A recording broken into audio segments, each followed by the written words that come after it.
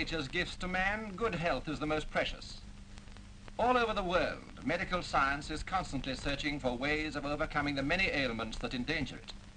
Some diseases, once deadly, have been beaten, but there are others that still make inroads on happiness and efficiency. One of the most vicious of these as yet untamed disease germs is that which causes consumption, or tuberculosis. It has been one of man's chief scourges throughout the ages. Medicine recognizes two distinct forms of the disease: pulmonary, where the chest is affected, and non-pulmonary, which affects glands, bones, and parts of the body other than the chest. Of the two, the chest disease is the more prevalent, the more serious. It's infectious. Man infects man. Expert estimates for the year 1935 say that of the world's population, more than 2 million people died of TB. In England and Wales, of that 2 million, only 24,603 were recorded. Improvements in general standards of living and better housing have in part been responsible for the gradual decrease in TB deaths in Britain during this century. In 1910, deaths were about 40,000, and apart from a sharp rise during the war years 1914-1918, the figures have steadily improved. In World War II, there was again a rise, but it was controlled, and by 1943, deaths were less than 22,000.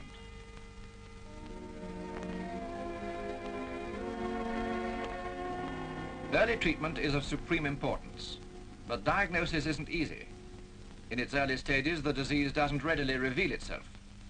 A cough, some lassitude, well, who doesn't suffer from these at some time? But they may be telltale signs. Where diagnosis is confirmed by sputum examination, the next thing is to get the patient away so that he won't be infectious to others and will, under medical care, make progress towards recovery. Wherever the patient is sent, an all-important feature of treatment will be rest.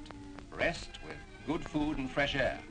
All the time I've had TB, I've never really been short of breath. A lot of people are, but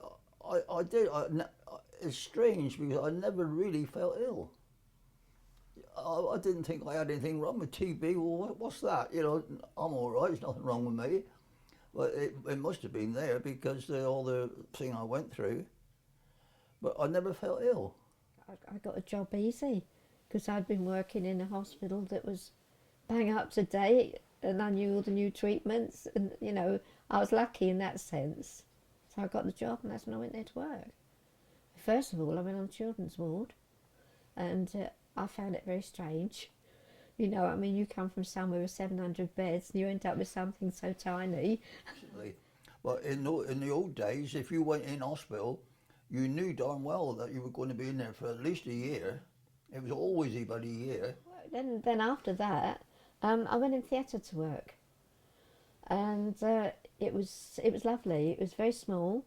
A dentist used to come, and they used to be able to take X-rays, and the people in charge of it were Harry and Iris Westcott.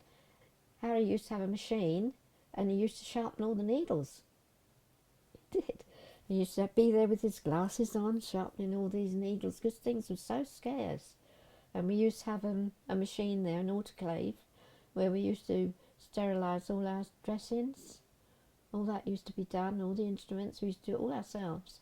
I came on in an old army ambulance, and that was the only time in my life I've ever felt trouble sick. It stank with petrol, and laying down, you know, all those winding roads up the Dibworthy and that, it made me feel sick. But the first week I was there was all X-rays and examinations, and I was put on my grid of laying flat on my back. I had 8-inch blocks at the bottom of my bed, so the bed was tilted back. I remember being pushed out onto the veranda and pushed in again, and you know, it was one of those things that just happened virtually every day when it was nice weather. But if it was raining or anything like that, we just kept indoors. Nobody told me how long I would be down there. They just said, that's what you've got to do. And it turned out I was about 1 year and nearly a month after, you know, flat on my back. And the day they said I could sit up, I sat up, oh lovely. And within 5 minutes I had to lay down again. Everything was going. It wasn't very nice, but when you're with other people who are having the same sort of bother, and it was the passage of time that was the worst thing. But as I told you in my email, I took up embroidery, and it was a great time passer.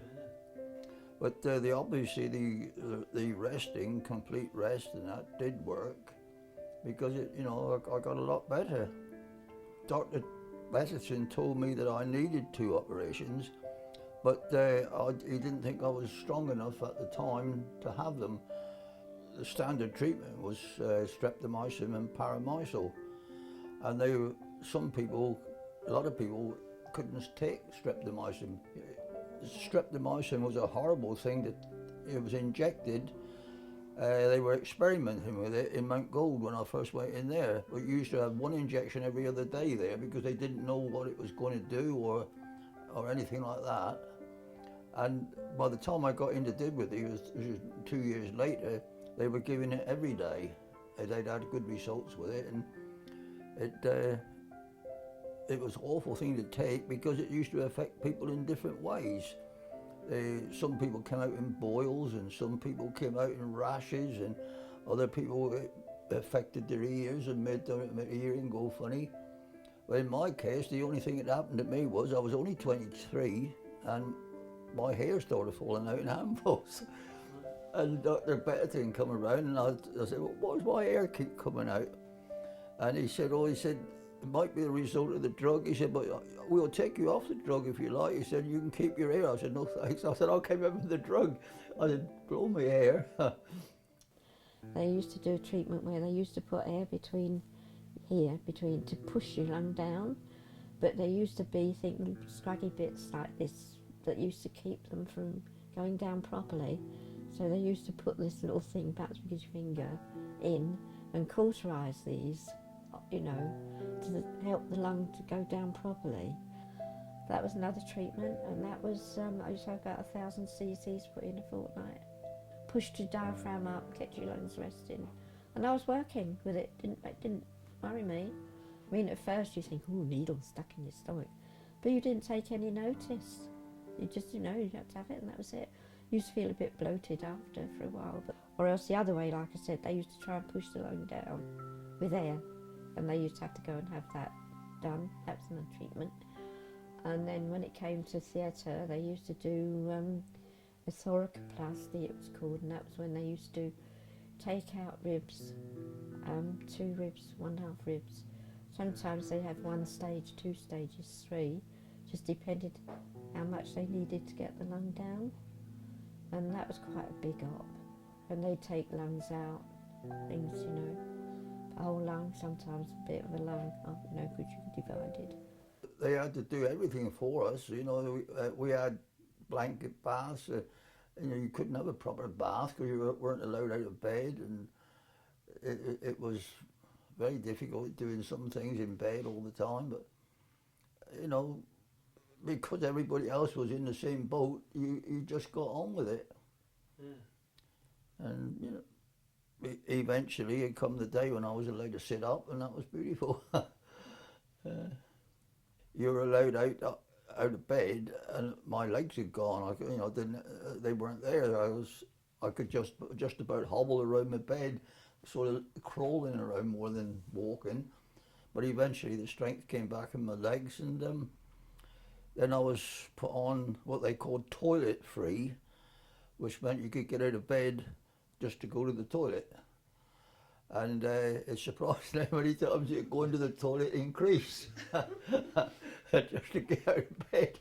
And then the next grade up was what they called free bed, where you were allowed to get out of bed and wash and bath and have a shave and all that sort of thing.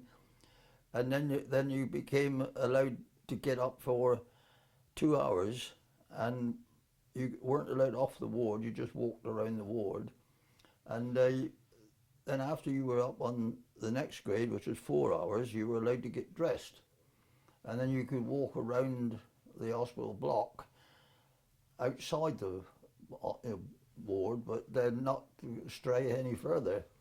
And eventually you finished up getting up 6 hours a day and then 8 hours a day, and that was all, what they called all day. You were laid up 8 hours a day, and then you started going on walks. And Dr. Bettison used to grade your walks and tell you what walks you had to do. And you know, we used to go miles. We used to go up on the moors and up the Avon Dam and down to Aish and all over the place. I know Dr. Bettison, he wanted to make sure that everybody done their walks as they should do. And he used to leave coloured pieces of like little strips of cardboard in the post office with your name on it, and you had to pick it up when you got down there and give it back to him the next day to prove you'd been down there. I remember old Ben, he asked us to pick us some fruit bluebells that day, and we all come back. We got as many as we could carry, dumped them on his bed. There was like a room, and there was one bed there, and the windows were at the back of you, and the doors were at the front, and they could be closed, but they never were. And the windows at the back were always wide open day and night. And the only one time, that all the time I was in that bed, there was only one time that the windows were closed, and that was in the winter, must have been 55, because I was still in bed. And it snowed and it snowed and it snowed, and the wind was whipping the snow through the windows, and it was coming in on the beds, and they did close the windows. And they were closed for about 3 days, and then it stopped snowing. They cleared all the snow from the windows that were all piled up. They cleared it all, and the windows were reopened, and that was the only time the windows were ever closed. But once you got up and about, you would usually move to a chalet, and that was lovely, being in a chalet on your own, and you know, you could just sit there and do what you wanted to do, and nobody to bother you. And that was quite nice in the chalets. But, there was about 10 of them in front of the C block, and there was a little pale white paling fence going down, and the other side there was about 10 chalets, which were the women's chalets. You had to make your own bed, keep the chalets clean, and it was inspected by the sister on the ward. They used to come and have a look. I mean, they used to be a bit lenient, because men being what they are, they're not most tidy creatures, are they? You know, she was quite lenient. You had a bed and a little wardrobe in the corner, and a little tiny chest of drawers, and a little locker alongside the bed, and you had a shelf above the bed on one of the walls. There's a little shelf about that long. You know, all the time I was at Diverley, I don't remember anybody on our block dying. In Mount Gold, it was terrible in there. People used to die nearly every week. But in this place, I don't remember anybody dying. But in Didworthy, it was rather peaceful, a very peaceful place. And you could relax, and it was more like a holiday camp than the hospital. We used to have a lot of fun there when we got able to get about, and when I got off my back, started living life normally again. I always say, you know, I said they saved me. It's you know, it's part of my life from sort of 15 till I packed up work, really, because I mean, in between I was home, but as soon as I got back in there, I thought, oh, I'm all right now. I think you can get very emotional thinking back to all those times, because there's no doubt about it that with the treatment I had there saved my life.